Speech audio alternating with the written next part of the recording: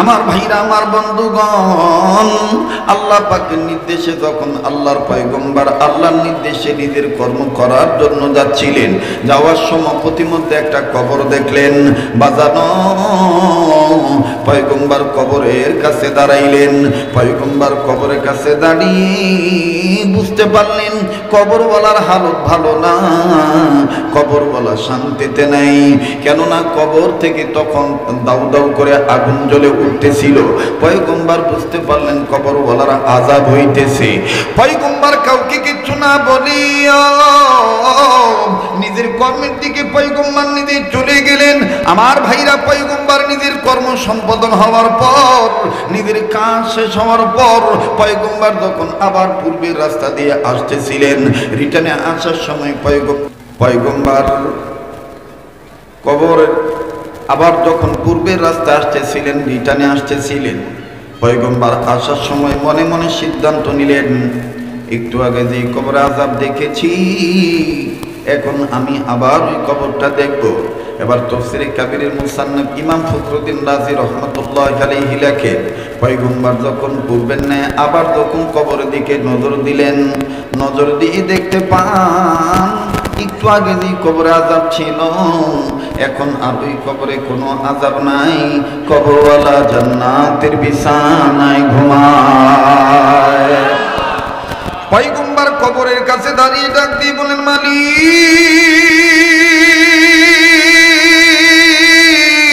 ও গো দয়ার আল্লাহ, আমার আল্লাহ। একটা ডাক দেন না, আল্লাহকে মায়া করে ডাক দেন না, বলেন না আল্লাহ। যার আল্লাহ বলতে ভালো লাগবে বুঝে নিবেন আমার আল্লাহ আপনাকে মোহাব্বত করে। আবার ডাক দেন না, বলেন না আল্লাহ। আবার বলেন না আল্লাহ। এতগুলো মানুষের ডাকের মধ্যে কেন মাওলা পাকের প্রেমের আওয়াজ পাওয়া যায় না? মায়া লাগায় আবার বলেন না আল্লাহ। পয়গম্বর যখন ডাক দিয়ে বললেন, আল্লাহ, একটু আগে দিয়ে কবরে আযাব দেখলাম, এখন দেখি কবরে কোনো আযাব নাই। রব্বে কাবা জাল জালালি ওয়াল ইকরাম, হাইয়্যু আর কাইয়্যুম, হান্নান আর মান্নান, রহিম আর রহমান, গফুর আর গফফার, সামিউন বাসীর, আলিমুন বিযাতি সুদূর। ওগো রব্বে কাবা, একটু আগে যে কবরে আযাব দেখলাম, এখন দেখি কবরে কোনো আযাব নাই। মাবুদ, তোমার দরবার আমি জানতে চাই, কোন কাজের উসিলায় তুমি তোমার গোলামকে মাফ করে দিয়েছো? আরে বন্ধুর, আমার বাগ এলাকার বাপ ভাইরা, কাঠের বুল এলাকার বাপ ভাইরা, শিব মার্কেটের বন্ধুরা, পরিচিত মানুষই অন্তরের আন্তরিক দাবি নিয়ে আন্তরিকতার সহিত বলছি, এই পাগলের কণ্ঠস্বর ও ঝংকার আপনাদের সকলের পরিচিত। পরিচিত মানুষ হয়ে আন্তরিকতার বৃদ্ধিতে, ভালোবাসার দাবিতে আমি আপনাদের কাছে বলতে চাই, বিনয়ের সহিত বলছি, খুব খেয়াল করে কথাগুলি শুনবেন, গভীর মনোযোগী হয়ে কথাগুলি শুনবেন। আর শুনতে যায় দেখেন তো দেখি দিলটা নরম করা যায় কিনা, এক ফোঁটা চোখের পানি আপনি ফালাইতে পারেন কিনা।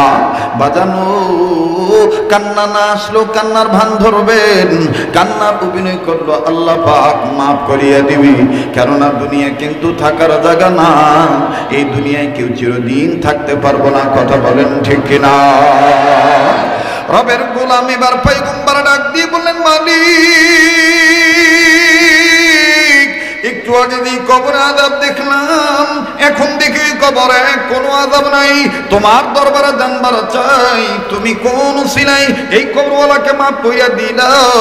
আল্লাহ পাক ডাক দিয়ে বলতেছেন, পয়গম্বর, এই কবরওয়ালা দুনিয়াতে গুনাহ করে আসছে, কবরে দুনিয়ায় কবরওয়ালা ছিল গুনাহগার, যার কারণে আমি আল্লাহ তাকে আযাব দিয়ে করেছি গ্রেফতার। ও আল্লাহ, বুঝলাম গুনাহগারে করেছো গ্রেফতার, কিন্তু আবার মাফ করে দিলা, বুঝলাম না কোন ছিলা মাফ করছো। আল্লাহ পাক ডাক দিয়ে বলতেছেন, পয়গম্বর, এই কবরওয়ালা যদিও গুনাহগার, কিন্তু এই কবরওয়ালা একটা সন্তান রেখে আসছে দুনিয়ায়। এই সন্তানটা এতদিন কথা বলা শিখে নাই, যখনই আমি আল্লাহ তাকে ভাব প্রকাশের যোগ্যতা দিলাম, কেননা আমি আল্লাহ রহমান, আল্লামাল কোরআন, খলাকাল ইনসান, আল্লামাহুল বায়ান। আমি রব গোলামদেরকে ভাষা প্রকাশের যোগ্যতা দিয়েছি, ভাব প্রকাশের যোগ্যতা দিয়েছি, কথা বলার ক্যাপাসিটি, কথা বলার যোগ্যতা, এটা আমি আল্লাহ পাক দান করেছি। ওগো পয়গম্বর, এই কবরওয়ালার সন্তানের যখন মুখের বুলি ফুটলো, কথা বলা যখন জানি, কথা যখন বলতে পারে, এই কবরওয়ালার ছেলেকে কবরওয়ালার বিবি এতিম সন্তান থেকে নিয়ে এলাকার নির্ধারিত মাদ্রাসা মক্তবে ভর্তি করে দিছে, আলেমের ছাত্র বানিয়ে দিছে। আর আলেমের ছাত্র যখন এই বাচ্চা সন্তানটা হয়ে গেছে, সনরে পয়গম্বর এই আলেমের ছাত্র হইয়া এই বাচ্চাটা জীবনের প্রথম একটা সবক আদায় করলো। ওই প্রথম সবক পড়তে যাইয়া আমি আল্লাহর এমন দুইটা নাম ধরে ডাক দিল, আমি আল্লাহর মায়া লেগে গেল, বাচ্চাটার উসিলায় তার বাবাকে মাফ করে দিয়েছি। পয়গম্বর ডাক দিয়ে বলেন, মালিক ওই সবকটা কোন সবক, আর ওই দুইটা নাম তোমার কোন দুইটা নাম? আমি তোমার দরবারে একটু জানবার চাই। আমি বারবার বলছি, গভীর মনোযোগে কথাগুলি শোনা চাই, এদিক সেদিক নজর দিবেন না। অল্প সময়ের মধ্যে আর 5-7 মিনিটের মধ্যে কথা ফিনিশিং দিয়ে আমি বিদায় নিয়ে চলে যাব। আমার বন্ধুগণ গভীর মনোযোগী হয়ে শোনা চাই। কেন আপনি ছেলে মেয়েকে আলিফ লাম মিম শিক্ষা দিবেন না? কেন আপনি মাদ্রাসা মক্তবে পাঠাবেন না? বাজানো আমাদের মুরব্বী যারা ছিলেন, যারা আছেন, সমস্ত হক্কানি বুজুর্গদের চিন্তা চেতনা একটাই, বাংলার 68,000 গ্রামগঞ্জে, বাংলার 68,000 গ্রামে 68,000 মক্তব বানাইতে হবে। 68,000 মক্তব যখন বানানো হবে, মক্তবের ভিতর থেকে আওয়াজ আসবে আলিফ লাম মিম। আর যখন আলিফ লাম মিমের আওয়াজ আসবে, তখন আমার নবীর খতম নবুয়তের গায়ে কেউ কলঙ্ক লাগাইতে পারবে না।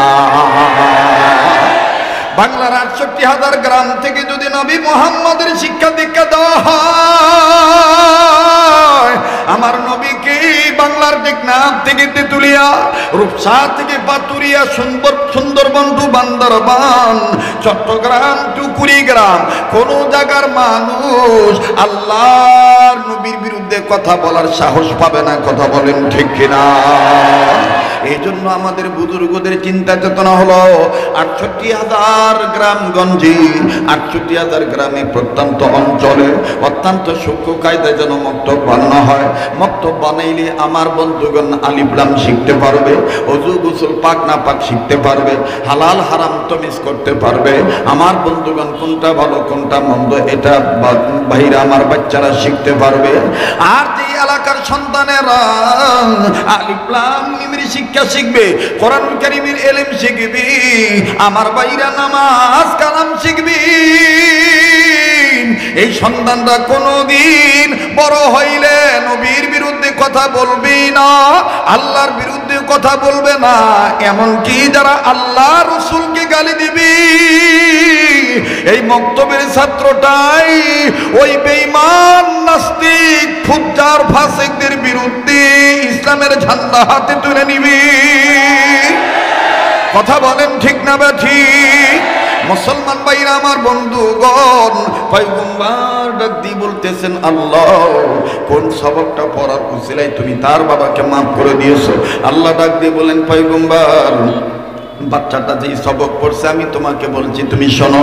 কিন্তু বাদান কিতাবে লিখুক লিখে ইমাম ফখরুদ্দিন রাজি রহমাতুল্লাহি আলাইহি লেখেন, পয়গম্বর তখন কাঁদতেছিলেন। আল্লাহ পাক ডাক দিয়ে বলেন, পয়গম্বর আমি তোমার অন্তর্যামী, আমি তোমার খবর রাখি, আমি মানুষের অতীত জানি, বর্তমান জানি, ভবিষ্যৎ। বলেন আমার আল্লাহ সব জানে কি জানে না? আবার বলেন জানে কি জানে না? আরে বন্ধু, আল্লাহ পাক ডাক দিয়ে বলেন, পয়গম্বর তোমার অন্তরের খবর আমি জানি, কিন্তু তারপর আমি তোমার মুখ থেকে শুনতে চাই তুমি কেন কান্নাকাটি করতেছো, কেন তোমার চোখের পানি দ্বারা দাড়ি ভিজে যায়, আমি একটু জানতে চাই, বলো না। পয়গম্বর আরো জোরে জোরে ফুপিয়ে ফুপিয়ে কান্দে আর ডাক দিয়ে বলে, আল্লাহ তোমার মাফ করার ধরন দেখে আমার কান্না এসে গেছে।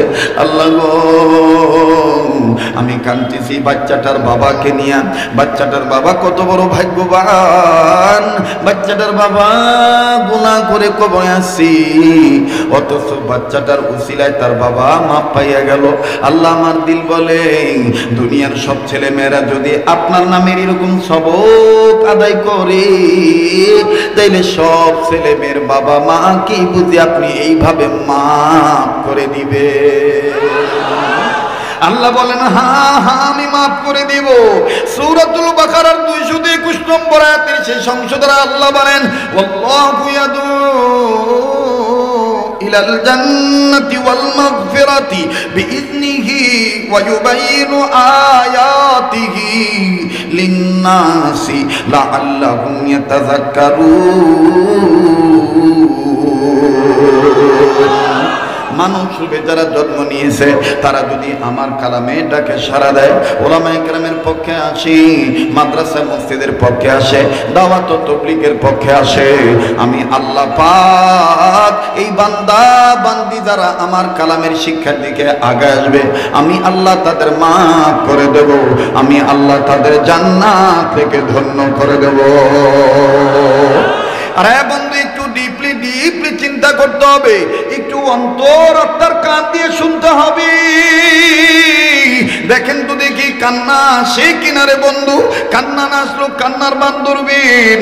আমার বাইরে আমি আপনি কেমন বাপমার সন্তান হইলাম, আমার আপনার বাপমা আমার কারণে কবরে মার খাবে কি মার খাবে না, এই চিন্তা চেতনা আমাদের নাই। বা জানলে দুনিয়ায় যাদের বাপমা নাই তারাই জানে বাপমার কত দরদ, তারাই জানে বাপমার কি অভাব। আমার ভাইরা, এই ময়দানে কে যেন বাপ হারায় বসছেন, এই ময়দানে কে যেন মা হারায় বসছেন। কার মা বাপ জানি কবর থেকে কান্দার ডাক দিয়ে কয়, পুত্রে দুনিয়ার রঙের রসে পড়িয়া তোরা আমার কবরটাও জিয়ারত করার সময় পাইলি না। আমরা বাপ মার জন্য কান্নাকাটি সুযোগ হইল না, বাবা কবরে এসে খবর পাইলাম। কোন ছেলে মেয়ে যদি বাপ মার জন্য কবর জিয়ারত করে, বাপ মার জন্য আল্লাহর কাছে রুহের মাগফিরাত কামনা করিয়া কান্দে, আমার আল্লাহ ছেলে মেয়ের কান্নার উসিলায় বাপ মার কবর আযাব মাফ করে দিবে। আরে বন্ধু, যারা বাবা হারাইছে তারা জানে তাদের কত বড় সম্পদ নাই, যাদের মা হারাইছে তারাই জানে কত বড় নিয়ামত নাই। আমি 2 মিনিটে শুধু আপনাদেরকে একটু ধারণা দিয়ে বলতে চাই, একের অধিক জায়গায় বয়ানে আপনার এই কথা বাস্তবে শুনিয়া থাকতে পারেন, তারপরও স্মরণ করিয়া বলতে চাই, বাজান দুনিয়াতে এরকম ছোট বড় অনেক মাদ্রাসা আছে, এই মাদ্রাসাগুলোতে অনেক এতিম বাচ্চা আছে। আমার ভাইরা, কোনো সন্তানের বাপ আছে, কোনো সন্তানের মা নাই, আবার কোনো সন্তানের মা আছে, কোনো সন্তানের বাবা নাই, আবার কোনো সন্তানের মাও নাই, বাবাও নাই। কথা কোন ঠিক কিনা? আমি আপনাদেরকে বলবো, দাঁত থাকতে দাঁতের মর্ম বোঝা যায় না, দাঁত পড়িয়া গেলে বোঝা যায় দাঁতের কি মর্ম ছিল। ঠিক তদ্রূপ আমাদের আপনার মা বাপ বেঁচে আছি, তাই আমরা মা বাপকে কদর করি না। এই মা বাপ যেদিন মইরা যাইব, ওই দিন বুঝবা কত বড় নিয়ামত হারাইলা। বাজান, বাস্তব একটা কথা আমি আপনাদেরকে শুনে দিই। আমার যে মাদ্রাসাটা আল্লাহর মেহেরবানি ওলামায়ে কেরাম দ্বারা পরিচালিত হইতেছে, ও বাজান, ওই মাদ্রাসার বারান্দায় দাঁড়াইয়া আমার বন্ধুগণ আসরের নামাজের পরে নিজ মাদ্রাসার বারান্দায় দাঁড়াইয়া মাদ্রাসার ছাত্রদের খেলা দেখতেছি, বড্ড ভালো লাগতেছিল খেলার দৃশ্যগুলি। আমার ভাইরা, হঠাৎ করে মাদ্রাসার গেটের দিকে তখন নজর গেল, নজর করে দেখি একজন বাবা হাতে একটা ব্যাগ নিয়ে চানাচুর বিস্কিট পটেটোর চিপসের প্যাকেট নিয়া, কমলা আপেল নানান রঙের ফল নিয়া বাবা সন্তানের সাথে সাক্ষাৎ করার জন্য আমার বন্ধুগণ অধীর আগ্রহ নিয়ে অপেক্ষমান হয়ে আছে।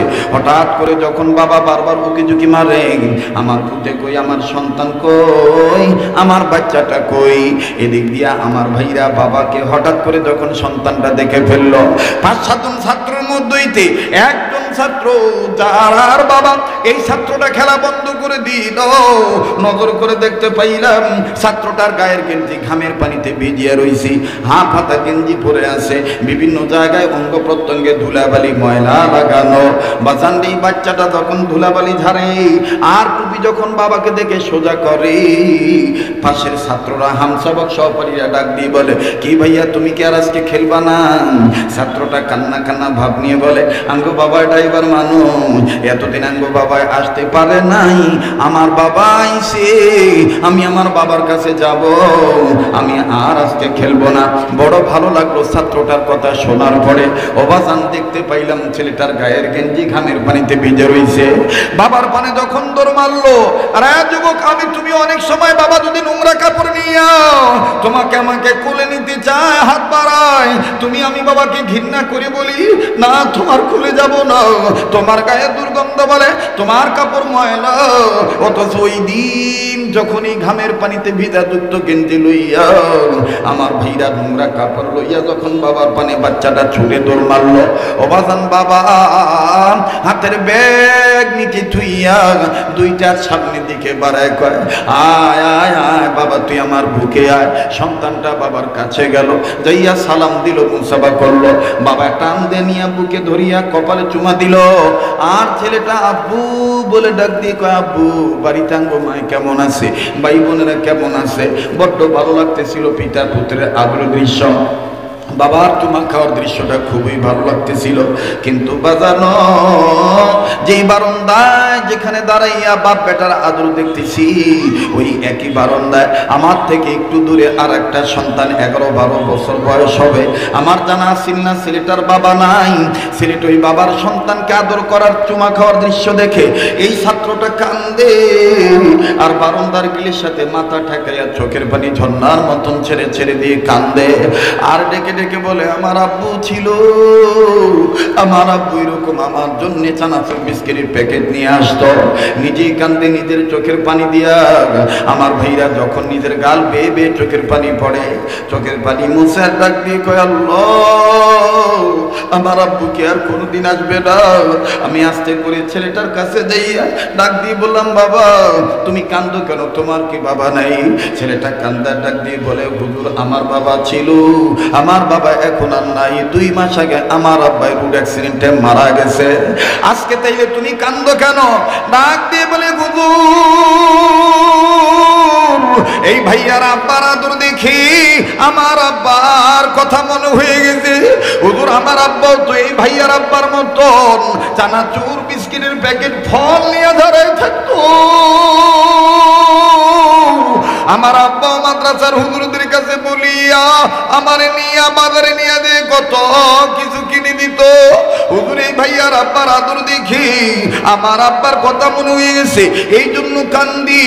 তাই বলি মুসলমান ভাইরারে আমার, যাদের বাবা নাই তারাই জানে তাদের কত বড় নিয়ামত নাই, যাদের মা নাই তারাই জানে তাদের কত বড় নিয়ামত নাই। বাজান আর লম্বা নয়। এবার ইমাম ফখরুদ্দিন রাজি রহমতুল্লাহ আলাইহি তাফসীর কাবীরের মধ্যে লেখেন, পয়গম্বর ডাক দিয়ে বললেন, আল্লাহ আমার দিল বলে এই বাচ্চার বাবাকে যেমন তুমি তোমার নামের সওয়াব পড়ার উসিলায় বাচ্চাকে ভোট দেবো, ভাই সেই মানুষের যে মানুষ পক্ষে থাকে আল কোরআনে। দেখেন তো কেডায় জবাব দেয় না, যে জবাব দিব না মনে করবেন সম্ভবত ভিতরে কোনো ঝামেলা আছে। আমরা আল্লাহওয়ালা হইতে চাই কি চাই না? এবারে ভোট দেব ভাই সেই মানুষের যে মানুষ পক্ষে থাকে আল কোরআনের। বলেন, এবারে ভোট দেব ভাই সেই মানুষের যে মানুষ পক্ষে থাকে আল কোরআনের। নারায়ে তাকবীর, নারায়ে তাকবীর, আল কোরআনের আলো, আল হাদিসের আলো। কোরআন হাদিস যেখানে, আলিম উলামা যেখানে, মাদ্রাসা মসজিদ যেখানে, নবীর প্রেম যেখানে, নারায়ে তাকবীর। সামনের ভাইরা চুপ থাকেন দেখি, পিছনের ভাইরা জবাব দেয় কি দেন। ওই যে মোবাইলের ফ্ল্যাশ লাইটটা একটু বন্ধ করতে হবে, লাইটটা বন্ধ করেন। আর যারা দাঁড়িয়ে আছেন, যদি মন চায় যেখানে বসলে অবশ্যই সওয়াব হবে, অবশ্যই সওয়াব হবে, এটা সন্দেহ নাই। আপনি ভিতরে ঢুকলে আল্লাহ গুনাহ মাফ করে দিবে। যতক্ষণ বুজুর্গদের মজলিসে বসে থাকবেন, শ্বাস প্রশ্বাস ছাড়বেন, নিবেন, গুনাহ মাফ হইতে থাকবে, নেকি লেখা হইতে থাকবে। এবার সামনের ভাইরা চুপ থাকেন, পিছনের ভাইরা বলেন তো আল্লাহু আকবার। যারা দাঁড়িয়ে আছেন আমার বাবারা ভাইরা, তারাও বলেন তো আল্লাহু আকবার। এবার পিছনে ভাইরা চুপ থাকেন, সামনের ভাইরা বলেন তো আল্লাহু আকবার। আচ্ছা, আল্লাহু আকবার বলা যাবে না, আল্লাহু আকবার বলেন। আল্লাহু আকবার, আল্লাহু আকবার। আচ্ছা আল্লাহু আকবার বলতে হবে, নির্দেশ কার? বলেন না কার? ইয়া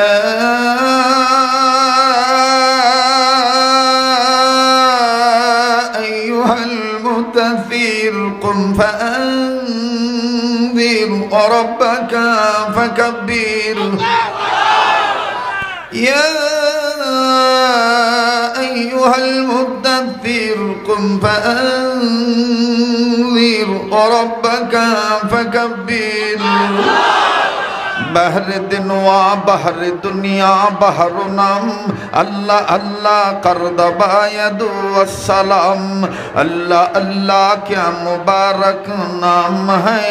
अल्लाह अल्लाह मोमिनों का गुलामों का मुजाहिदों का और आशिकों का काम है।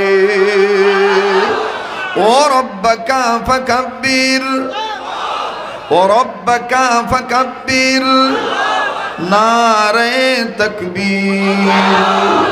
अल्लाह अल्लाह बोलते बोलते मरণ যেন হয় আমাদের মরণ যেন। আল্লাহর পথে আমরা মরতে চাই কি চাই না? আল্লাহ আল্লাহ বলতে বলতে মরণ যেন হয় আমাদের। সবাই বলেন না, আমাদের মরণ যেন হয় আমাদের। দিনের পথে চলতে গিয়ে হকের কথা বলতে গিয়ে সুন্নতের পথের পথিক হতে গিয়ে মরণ কালে কালমা যেন নসিব হয় আমাদের। মরণ যেন হয় আমাদের। মুজাহিদেরা জবান খুলে বলেন, আমাদের মরণ যেন হয় আমাদের। দিনের কথা বলতে গিয়ে মুমিন,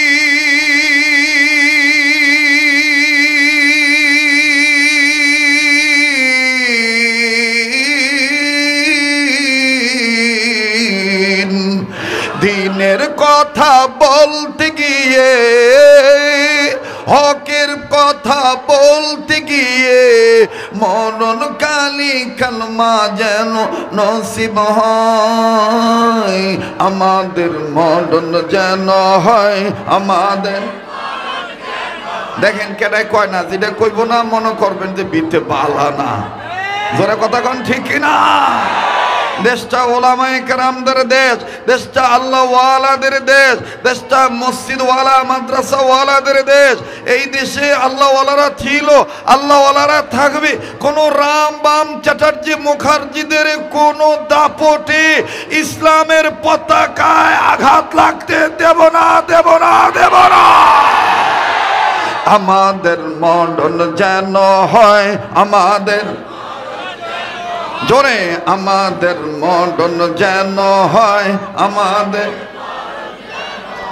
আসবে হামলা হবে মামলা, আসবে হামলা হবে মামলা, করব না তো বাতিলকে কোনো ভয় আমাদের। মরণ যেন হয় আমাদের। মাশাআল্লাহ, আমাদের মরণ যেন হয় আমাদের।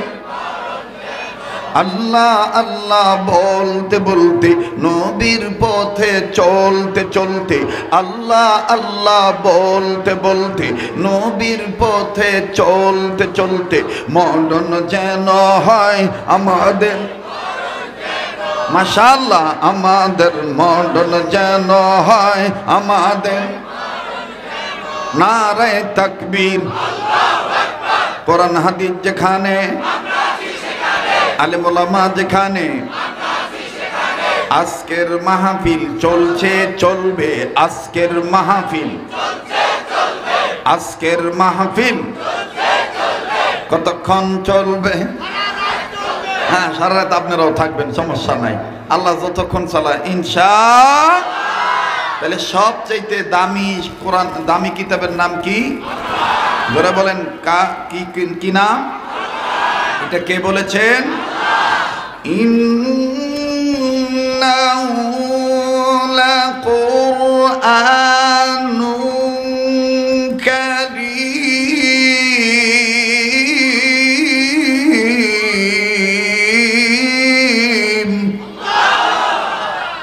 মুমিনগণের সামনে কোরআন তেলাওয়াত করলে মুমিনগণের ঈমান বাড়ে না কমে? আবার বলেন, বাড়ে না কমে? এ কথা কার? এটা কোরআনে আছে না নাই? ইন্নামাল মুমিনুনা আল্লাযীনা ইযা যুকিরাল্লাহু ওয়াজিলাত قلوبهم وإذا تليت عليهم آياته زادتهم إيمانا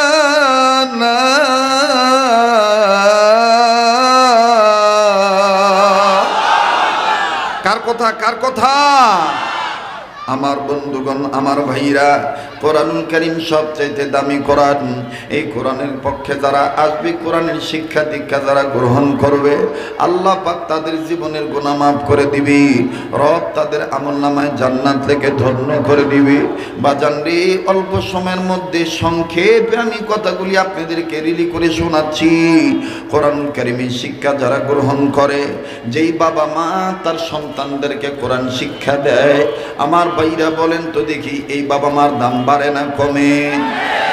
আসতে বলেন কেন? বলেন, বাপ মার দাম বাড়ে না কমে?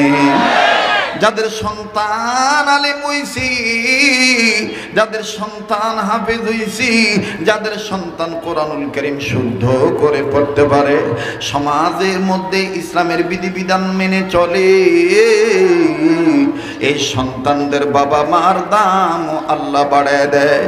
কেমন করে দাম বাড়াই রে বাদান?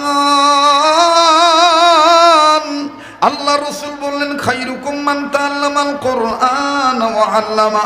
তোমাদের মধ্যে এই ব্যক্তি উত্তম ব্যক্তি, যে ব্যক্তি নিজে কোরআনের জ্ঞান শিক্ষা গ্রহণ করে এবং অপরকে কোরআনের ইলম শিক্ষা দেয়। আমার বন্ধুগণ, নবী বলেন, খায়রুকুম মান তাআল্লামাল কুরআন ওয়া আল্লামা। এরাই হলো সবচেয়ে উত্তম ব্যক্তি, এরাই হলো সবচেয়ে দামি ব্যক্তি। দেখেন বাজানো, রবের কোরআনুল কারীম যদি আমি আপনি ছেলে মেয়েকে শিক্ষা দিই, আমি আপনি যদিও গুনাহগার হয়ে কবরে যাই, এই সন্তানদের নেক শিক্ষা অর্জনের দ্বারা আল্লাহ পাক আমাদেরকে মাফ করে দিতে পারে। এ জমিনের উপরে আসমানের নিচে যত বড় বড় তাফসীর কিতাব আছে, সবচেয়ে বড় তাফসীর কিতাবের নাম হলো তাফসীরে কাবীর। এই তাফসীরে কাবীরের মুসান্নিফ ইমাম ফখরুদ্দীন রাজি রাহমাতুল্লাহি আলাইহি, তিনি তার তাফসীরে কাবীরের মধ্যে লিখেছেন, আল্লাহ রাব্বুল আলামিন একজন পয়গম্বর আল্লাহ পাকের নির্দেশে নিজের কর্ম করার জন্য নিজে যাচ্ছিলেন। পড়েন সবাই, বিসমিল্লাহির রহমানির। এবার বড় পয়গম্বর যেই বাচ্চাটা বলতে পারে মাসুম বাচ্চা হইয়া আমি আল্লাহ রহমান রাহিম, আমি আল্লাহ রহমান রাহিম আল্লাহ হইয়া এই মাসুম বাচ্চার বাবার কবরে কেমন করে আযাব দিতে পারি? ওগো পয়গম্বর, বাচ্চার উসিলায় আমি আল্লাহ তার বাবাকে মাফ কইরা জান্নাত দিয়া দিলাম। এবার আপনারা বলেন তো দেখি, আমার এলাকার বাপ ভাইরা, কাঠের পুকুল এলাকার বাপ ভাইরা, শিবু মার্কেট এলাকার বাপ ভাইরা, ও নারায়ণগঞ্জবাসী, ফতুল্লাবাসী, আপনারা বলেন তো দেখি, আমার বন্ধুগণ, এই সমস্ত ছোট বড় এদারায়, ছোট বড় মাদ্রাসা মক্তবে বিসমিল্লাহির রহমানির রহিমের সবক পড়ানো হয় কি হয় না? আবার বলেন, হয় কি হয় না? তাইলে বাদান এই সমস্ত মাদ্রাসার দরকার আছে না নাই? আবার বলেন, আছে না নাই? মুসলমান ভুলে গেছেন কিনা জানি না, বলেন তো দেখি, সবচেয়ে দামি কিতাবের নাম কি? আবার বলেন, দামি কিতাবের নাম কি? এটা আল্লাহ পাক নিজেই বলে দিয়েছেন, ইন্নাহু লাকুরআনুন কারীম। আমার ভাইরা, আমার বন্ধুগণ, আমি শেষ করে দিচ্ছি।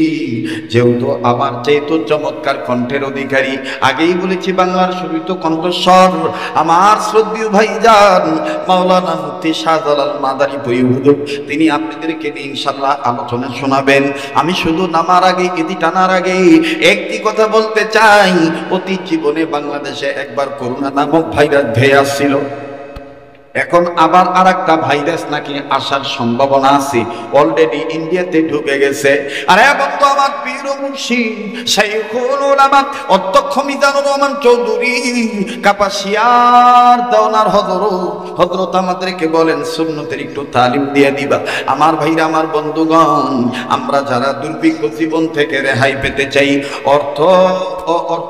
অর্থনৈতিকভাবে স্বাবলম্বী হতে চাই, রিজিকের অভাব যারা আমরা দূর করতে চাই, কঠিন ধরনের মরণ ব্যাধি থেকে যারা হেফাজতে থাকতে চাই, আমার ভাইরা আবু দাউদ শরীফের হাদিস থেকে ছোট্ট একটা সুন্নতের আমল শিখে দিই। এর আগে বলেন তো কি স্লোগান দেব? আমি বলবো সুন্নত আছে যেখানে, আপনারা বলবেন আমরা উম্মত আছি সেখানে। সুন্নত আছে যেখানে, উম্মত আছি সেখানে, সুন্নত আছে যেখানে।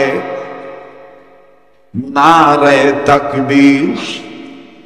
মুসলমান ভাইরা, আমার বন্ধুগণ, আল্লাহ নারীগণ যদি খানা খাওয়ার আগে পরে 17টা সুন্নত, এর মধ্যে 4 নাম্বার সুন্নত হইল দোনো হাত কবজি পর্যন্ত ধৌত করা।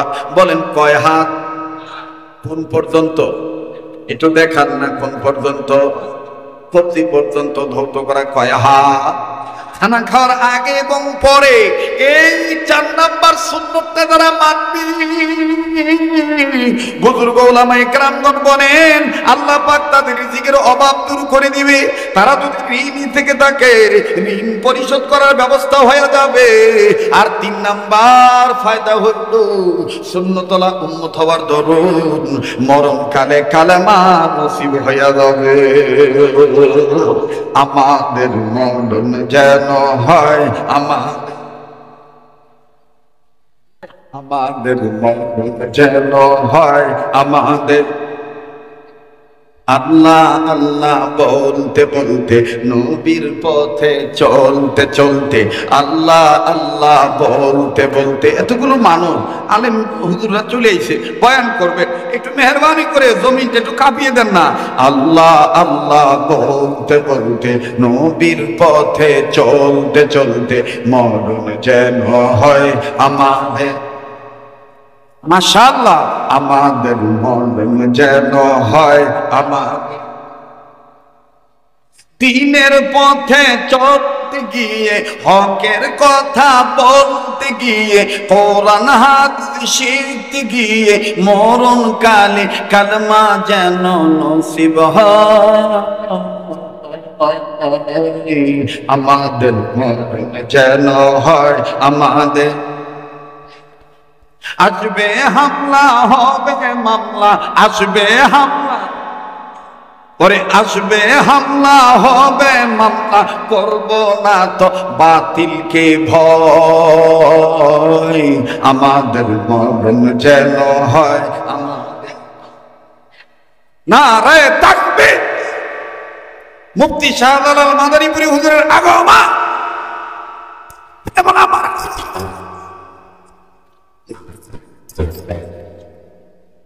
মোহতারাম হাজিরিন, আসলে আমি হুজুরের ওয়াদা দিয়েছিলাম, মাঝখানে একটু ঝামেলায় পড়ে গিয়েছিলাম। ভাবছিলাম হয়তো বা হুজুর আর করবো না, প্রোগ্রামটা হবে না। ওরে হুজুর দিই বারবার ঘুরে ঘুরে আহে, মিয়া ভাই পাই না, মিয়া ভাই পাই না। তা আমি বলছি ঠিক আছে ইনশাল্লাহ, যেহেতু বুজুর্গরা আসছেন আমি যেয়ে দেখা করে আসবো। আমি আসাতে আপনারা খুশি না বেজা?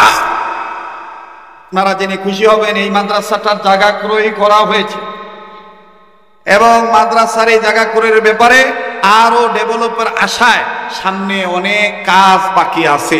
আপনারা প্রত্যেকেই কোরআনের পক্ষে থাকবেন থাকবেন তো ইনশাআল্লাহ? ভাই যদি আমার সাথে যোগাযোগ ঠিক রাখে, আগামীতে চেষ্টা করবো একটু লম্বা সময় দেওয়ার জন্য ইনশাআল্লাহ। এবার বলেন তো দেখি, সবচেয়ে দামি কোরআন কিতাবের নাম কি? কোরআন। সবচেয়ে শিক্ষিত ব্যক্তি কারা? কোরআন শিক্ষা গ্রহণ করে যারা দামি তারা। এবার আমার ভাইরা 68টা বাচ্চা, 68টা ছাত্র কোরআন শরীফের সবক দিল। তারা দাঁড়ায় আছে, দেখেন সুবহানাল্লাহ সুবহানাল্লাহ। এটা যথা নিয়মে হযরত উলামায়ে কেরামগণ সবক দিয়ে দিবে। মুহতারাম হাজিরিন, নামার আগে আবারও বলেন, সুন্নত আছে যেখানে উম্মত আছি, তাহলে কয় হাত খানা করার আগে পরে ধোবো? কোন পর্যন্ত? কখন কখন? খানা ঘর আগে এবং পরে। পারবো তো ইনশাআল্লাহ? পারবো তো ইনশাআল্লাহ?